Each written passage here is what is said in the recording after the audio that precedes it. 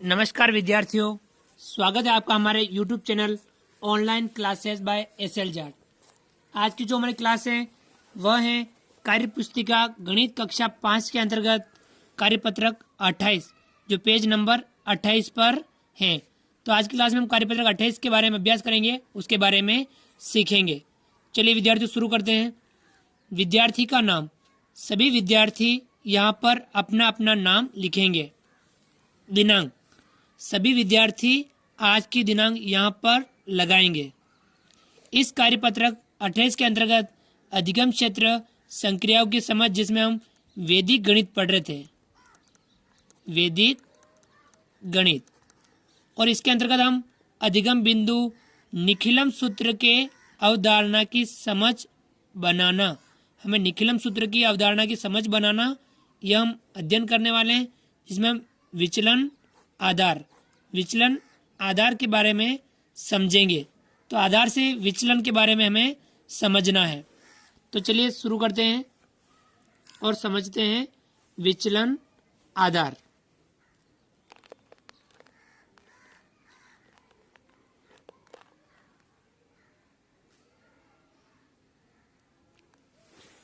सवाल दे रखा है, विचलन ज्ञात कीजिए। तो आज क्लास में हमें विचलन ज्ञात करने के बारे में समझना है। और विचलन किससे? आधार से। अब यहाँ इधर संख्या दे रखी है और हमें इस तरफ विचलन ज्ञात करना है आधार के आधार पर। और सामान्यतः हम आधार कितना ले रहे हैं? 10। तो यहाँ हम आधार कितना ले रहे हैं? 10। ये हमें ध्यान रखना है। अब इस आधार से विचलन कितना है, यानी आधार से अधिक है या कम है। विचलन का तात्पर्य क्या होगा? अधिक है या कम है। अधिक है तो धनात्मक होगा, कम है तो ऋणात्मक होगा। अब हमें देखिए, इसको हम समझ सकते हैं कि इधर जो संख्या दे रखी है उनमें विचलन ज्ञात करना है। पहली संख्या दे रखी है 14। अब 14 बताइए आधार से अधिक है या कम है? आधार से अधिक है। तो हमें क्या करना है? संख्या में से आधार घटाना है। संख्या 14 में से हमें आधार 10 घटाना है। आधार यहाँ 10 है, तो 14 में से हमें घटाना है 10। 14 में से 10 घटाएंगे तो कितना बचेगा? 4 बचेगा। और वो किसका होगा? धनात्मक का यानी प्लस का बचेगा, धनात्मक। ठीक है, क्योंकि 4 अधिक है, यानी संख्या 14 10 से कितना अधिक है? 4 अधिक है। अधिक यानी धनात्मक, कम हो यानी ऋणात्मक। इसी प्रकार संख्या 8, अब 8 में से 10 घटाना है। पहले समझिए 8 10 से अधिक है या कम है? कम है। कितने कम है? 2 कम है। तो हमें 8 में से कितना घटाना है? 10 घटाना है, अर्थात ऋणात्मक अधिक है, यानी 10 अपना अधिक है, 8 कम है। कितने कम है? 2 कम है, तो -2 लिखा। कितना लिखा हमने? -2, यानी ऋणात्मक आ गया है। कम हो तब हमें ध्यान रखना ऋणात्मक, अधिक हो तो धनात्मक का ध्यान रखना है।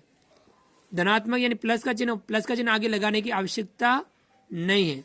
ऋणात्मक चिन्ह में आगे माइनस का यानी घटाव यानी ऋणात्मक चिन्ह हमें लगाना होता है। तो ये हमें ध्यान रखना है। इसी आधार पर हम सवाल करेंगे। 15 अधिक है या कम है? अधिक है, तो हम क्या करेंगे? 15 में से 10 घटाएंगे, आधार घटाएंगे। 15 में से 10 घटाएंगे तो कितना बचेगा? 5। और 5 धनात्मक है या ऋणात्मक? तो 5 क्या है? धनात्मक, यानी 15 जो है 10 से 5 अधिक है, यानी 5 धनात्मक हो गया। 17 विचलन देखना है। हमें क्या करेंगे? 17 में से आधार के 10 घटाएंगे। 17 में से 10 घटाएंगे, कितना बचेगा? 7, यानी ये धनात्मक है। क्या है? धनात्मक, अर्थात 17 जो है 10 से 7 अधिक है। 10 से कितने अधिक है? 7 अधिक है। तो ये ध्यान रखना है हमें। चलिए आगे बढ़ते हैं।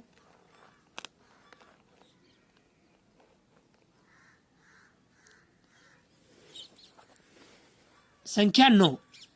अब 9 बताओ 10 से अधिक है कम है? 10 से कम है, तो अभी हमें क्या करना है? 9 में से कितना आधार घटाना है? 10। 9 में से 10 घटाना है। तब ये कम है, कितना कम है? 1 कम है, तो हम यहाँ लिखेंगे माइनस का 1, ऋणात्मक 1, और ये क्या होगा ऋणात्मक,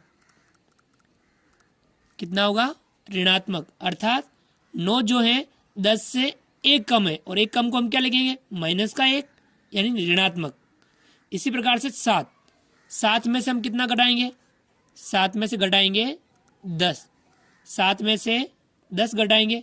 अब 7 कम है 10 से, कितने कम है 7 10 से 3 कम है, यानी हम क्या लिखेंगे इसे माइनस का 3, यानी 7 जो है 10 से 3 कम है, और 3 कम को हम क्या पढ़ते हैं माइनस का 3, और इसे हम कहेंगे ऋणात्मक संख्या, क्या है ऋणात्मक। इसी प्रकार से 5 में से घटाना है आधार का 10। अब 5 बताओ 10 से कम है या ज़्यादा है, 10 से कम है। 5 10 से कितने कम है, 5 10 से कम है 5, तो हम इसे लिखेंगे माइनस का 5, क्योंकि 5 10 से कितने कम है 5 कम, जिसे हमने लिखा माइनस का 5, और ये संख्या क्या है ऋणात्मक संख्या, कौन सी है ऋणात्मक, यानी -5। इसी प्रकार से संख्या 16, अब 16 में से हमें कितना घटाना है, 16 में से हमें घटाना है 10, 16 में से 10 घटाएंगे 16 अधिक है, 16 में से 10 घटाएंगे तो कितना बचेगा 6, और 6 क्या है अधिक है अर्थात धनात्मक है।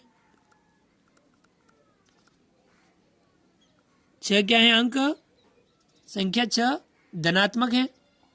इसी प्रकार से 11, अब 11 में से कितना घटाना है, 11 में से घटाना है 10, 11 में से हम 10 घटाएंगे तो कितना बचेगा 1, बताओ 1 धनात्मक है या ऋणात्मक, तो यह है धनात्मक, क्या है धनात्मक, ठीक है। इस प्रकार से हम कह सकते हैं कि 11 10 से 1 अधिक है, और 1 अधिक को हम धनात्मक संख्या के तौर पर समझते हैं। तो विद्यार्थियों इस प्रकार से हम विचलन ज्ञात कर सकते हैं आधार के आधार पर। तो आज क्लास में हमने क्या सीखा, संक्रियाओं की समझ, वैदिक गणित जिसमें अधिगम बिंदु, निखिलम सूत्र के अवधारणा की समझ बनाना जिसमें हमें विचलन के बारे में समझना था, और आधार से विचलन, किससे विचलन, विचलन आधार से, यानी संख्या कोई है वह आधार से अधिक है या कम है, जैसे 14 10 से 4 अधिक है तो 4 धनात्मक हुआ, 8 10 से 2 कम है यानी माइनस का 2 हुआ, 15 10 से 5 अधिक है यानी धनात्मक 5 हुआ, 17 10 से 7 अधिक है यानी धनात्मक 7 हुआ, 9 10 से 1 कम है यानी माइनस का 1 हुआ,